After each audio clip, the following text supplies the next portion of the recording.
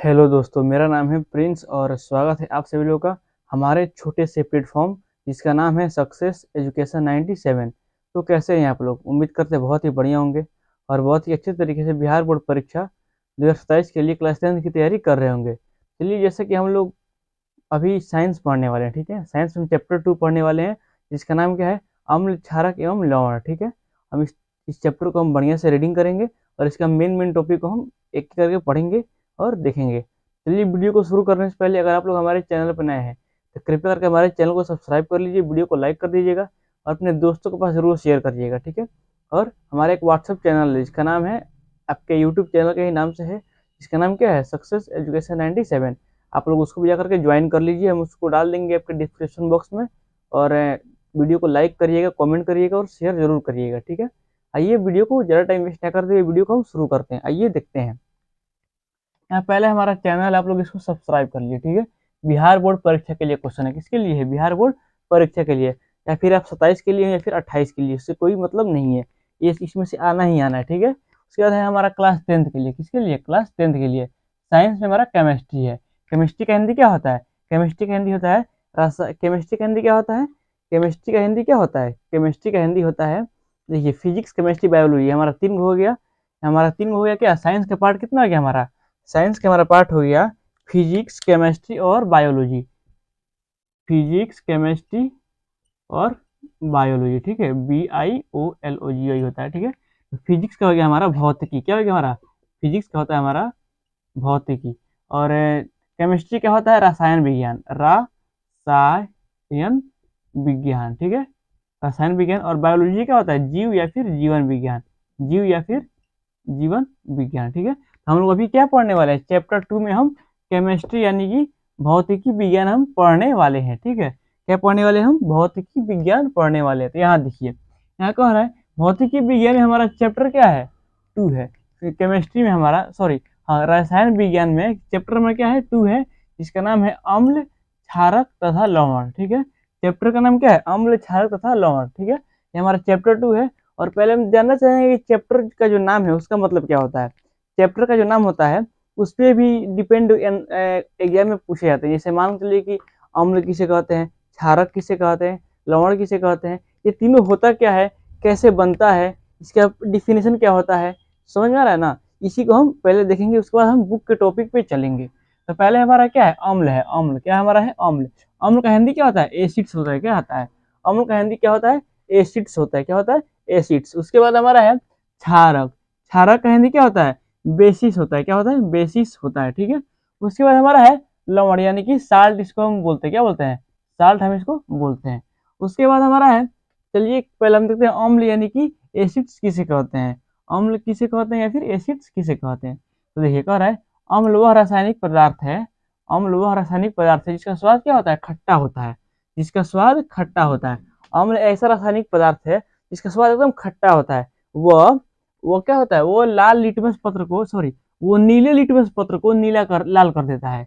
वह नीले लिटमस पत्र को नीला कर देता है। अम्ल किसे कहते हैं? अम्ल एक ऐसा पदार्थ है जिसका स्वाद खट्टा होता है और वो नीले लिटमस पत्र को लाल कर देता है। क्या कर देता है? लाल कर देता है। अम्ल का पीएच मान क्या होता है? सॉरी, हाँ, अम्ल का पीएच मान होता है 7 से कम होता है। क्वेश्चन का बहुत बार आया हुआ है कि अम्ल का पीएच मान कितना होता है, तो हमारा 7 से कम आएगा, ठीक है। अम्ल का पीएच मान कितना होता है? तो हमारा 7 से कम होता है। ये भी पूछा जा सकता है कि अम्ल नीले लिटमस पत्र को क्या कर देता है, तो हमारा अम्ल नीले लिटमस पत्र को लाल हमारा कर देता है। अम्ल क्या कर देता है? नीले लिटमस पत्र को लाल कर देता है। इसका पीएच मान क्या होता है? 7 से कम होता है। क्या होता है?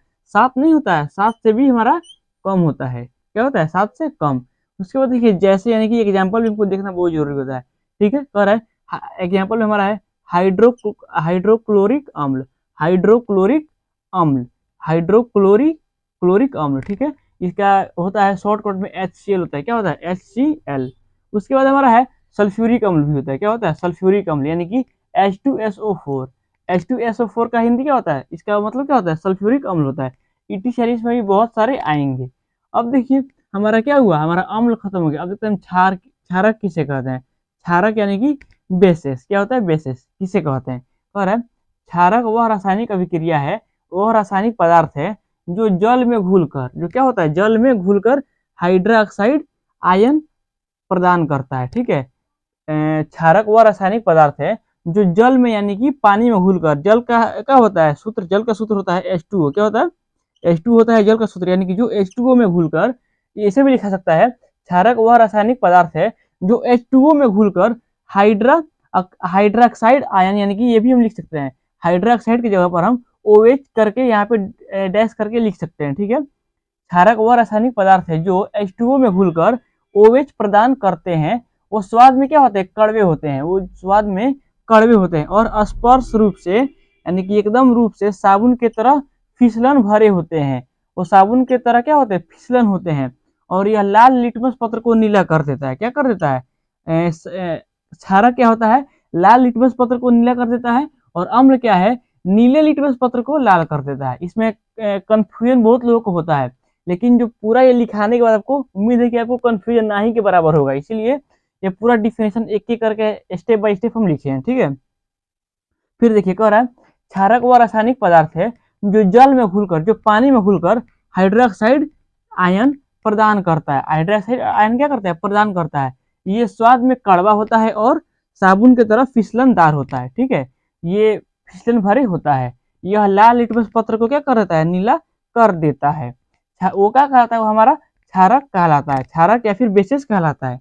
जैसे आप लोग समझ लीजिए, जैसे इसका एग्जाम्पल क्या हो गया, जैसे सोडियम हाइड्रोक्साइड, सोडियम हाइड्रोक्साइड यानी कि NaOH।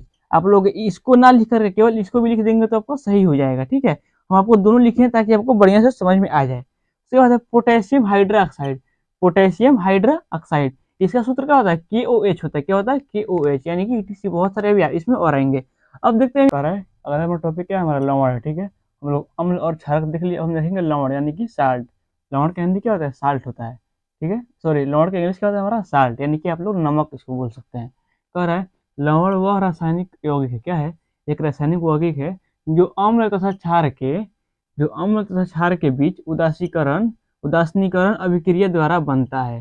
क्या होता है, अम्ल और क्षार के बीच उदासीनीकरण अभिक्रिया द्वारा बनता है। ये हमारा क्या कहलाता है, ये हमारा ये ये हमारा ये हमारा लवण कहलाता है। ठीक है, उसके बाद इसका पीएच मान क्या होता है, 7 होता है। क्वेश्चन आ जाएगा कि लवण का पीएच मान कितना हो जाता है, 7 होता है। ठीक है, लवण का पीएच मान कितना होता है, तो 7 होता है।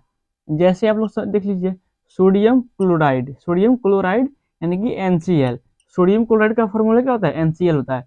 उसके बाद है पोटेशियम, पोटेशियम सल्फेट का क्या होता है, K2SO4 होता है। क्या होता है, K2SO4।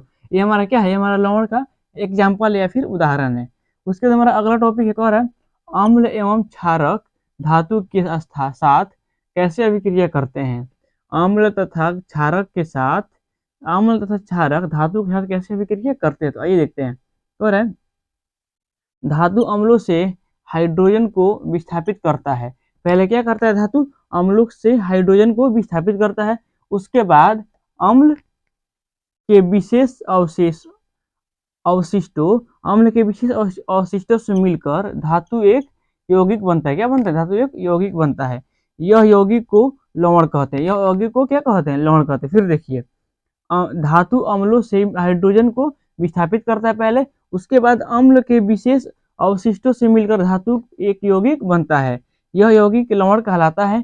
अतः अम्ल धातु से अभिक्रिया कर क्या कहता है, लवण तथा हाइड्रोजन गैस बनता है। क्या बनता है, लवण तथा हाइड्रोजन गैस। पहले देखिए यहाँ कह रहा है कि धातु अम्लों से हाइड्रोजन को विस्थापित करता है, हमारा पहले धातु ले लिए प्लस, उसके बाद क्या कह रहा है, अम्ल के विशेष अवशिष्टों से मिलकर धातु बनता है। अम्ल से विशेष अवशिष्टों को मिलकर क्या बनता है, धातु बनता है। यहाँ पे अम्ल ले लिए, धातु ले लिए, अभिक्रिया करेंगे। अगर ऐसे एरो दिया हो केमिस्ट्री में तो आप लोग इसको क्या बोलेंगे, आप लोग इसको बोल सकते हैं अभिक्रिया करके, अभिक्रिया अभिक्रिया करके। इसका एरो का मतलब क्या होता है, स्थिर के निशान का मतलब क्या होता है, अभिक्रिया करके। यहाँ तक कोई दिक्कत, आगे देखिए अभिक्रिया क्या बनता है, जल प्लस हाइड्रोजन गैस। ठीक है, यहाँ देखिए उसके बाद यह यौगिक लवण कहते हैं। अतः धातु से अभिक्रिया कर लवण तथा हाइड्रोजन गैस बनता है। क्या बनता है, हाइड्रोजन गैस बनता है, लवण तथा हाइड्रोजन गैस बनता है। कोई दिक्कत, उम्मीद करता है कि आपको ये चारों टॉपिक समझ में बढ़िया से आ गया होगा। आप लोग इसको स्क्रीनशॉट ले लीजिए, नोट कर लीजिए, और इसके अगले वीडियो में हम क्या करेंगे, आपको जितना भी केमिस्ट्री में नाम है, जिससे में जितने भी धातु है, सबके हम क्या है, सबके हम लिखा देंगे। जैसे मान के चलिए कि सूत्र लिखा देंगे। जैसे आप लोग क्या होता है, इसको देखिए, जैसे सोडियम क्लोराइड का सूत्र क्या होता है, NaCl होता है। वैसे ही हम जितने भी साइंस में, सॉरी, जितने भी केमिस्ट्री में सूत्र है, सारे के सारे हम सूत्र, धातु के सूत्र लिखा देंगे अगले वीडियो में। उसके अगले वीडियो में, यानी कि ये हमारा पार्ट 1 है, ये हमारा क्या है, ये हमारा पार्ट 1 है, और पार्ट 2 में हम पूरा सूत्र लिखाएंगे, और पार्ट 3 से इसके अगले वाले स्टेप को पढ़ाएंगे। यानी कि जब तक सूत्र ना लिखाएंगे तब तक आपको बढ़िया से समझ में मेरे ख्याल से नहीं आएगा। ठीक है, आपको क्या, किसी को भी समझ में नहीं आएगा, बिना सूत्र का कोई भी क्वेश्चन समझ में अइबे नहीं करेगा। इसीलिए इसके नेक्स्ट वीडियो में हम पूरा सूत्र लिखा देंगे, और उसके बाद अगले स्टेप पे हम, यानी कि चैप्टर 2 के अगले स्टेप पे हम चलेंगे और पढ़ेंगे। ठीक है, चलिए, वीडियो आपको कैसा लगा? आई होप वीडियो आपको बहुत पसंद आया होगा। अगर वीडियो आपको बहुत ज़्यादा पसंद आया तो वीडियो को लाइक करिएगा, कमेंट करिएगा और शेयर जरूर करिएगा। ठीक है, तो आज के लिए सिर्फ इतना ही। आपका बहुत बहुत धन्यवाद, आप लोग हमारे वीडियो को इतना तक देखें, और तब तक के लिए बाय, मिलते हैं नेक्स्ट वीडियो में। जय हिंद।